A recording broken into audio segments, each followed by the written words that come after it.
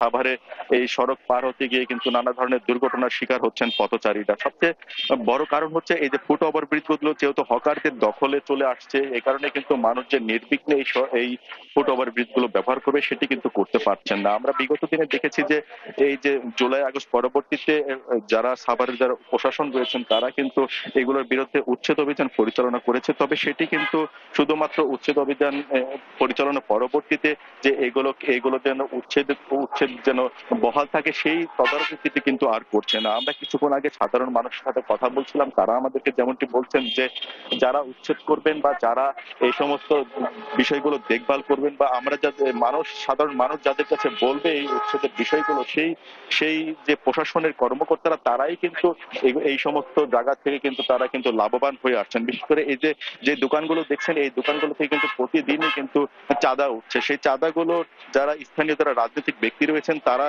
যেভাবে ভোগ করছেন, অন্যদিকে কিন্তু এইগুলো কিন্তু সেই প্রশাসন পর্যন্ত কিন্তু সেই লভ্যাংশ জানছে, এমনটি কিন্তু এখানকার যারা পথচারী রয়েছেন তারা কিন্তু বলছিলেন।